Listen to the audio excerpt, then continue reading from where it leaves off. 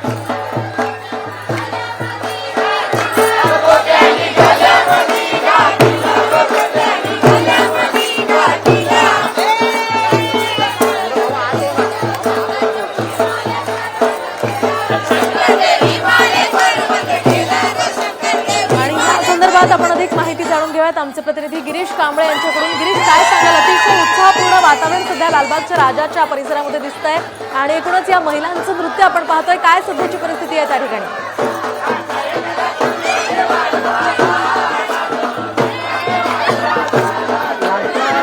लालबागच्या राजाचा आज निरोप दिला जाणार आहे आणि त्यासाठी तयारी या ठिकाणी सुरू आहे। आपण आता बघतोय की कोळी बांधव आहे ते पारंपरिक पद्धतीने या ठिकाणी ठेका धरतायत। आपल्या लाडक्या बाप्पा आहे त्याला निरोप देण्यासाठी कोळी बांधव आहे ते या ठिकाणी सज्ज झाले आहेत। दरवर्षी परंपरेनुसार या ठिकाणी कोळी बांधव आहे ते आपल्या लाडक्या बाप्पाला रीतिरिवाजानुसार त्यांच्या पारंपरिक पद्धतीनुसार या ठिकाणी निरोप देत असतात, ठेका धरतात पारंपरिक वाद्यावर आणि तेच हे दृश्य आपण या ठिकाणी पाहतोय। सकाळी 9:30 वाजता लालबागच्या राजाची विधिवत पूजा केली जाईल। त्यानंतर 11 वाजता आहे ते या ठिकाणी मिरवणुकीला राजेशाही मिरवणूक आहे जी लालबागच्या राजाची त्या मिरवणुकीला सुरुवात होईल। तत्पूर्वी आपण या ठिकाणी बघतोय की कोळी बांधवांनी आहे ते पारंपरिकरित्या ठेका धरत आपल्या लाडक्या बाप्पाला निरोप देतानाचं आपल्याला ही दृश्य ही पाहायला मिळत आहे। तर सर्वच कोळी बांधव आहेत आपल्या उत्साहाने या ठिकाणी हे रीतिरिवाजानुसार परंपरेनुसार या ठिकाणी तुमच्याकडनं जाणून घेत राहणार आहोत। तुर्तास धन्यवाद दिलेल्या या सगळ्या सविस्तर माहिती आपण बघितलं तर ज्याची स्थापना 1914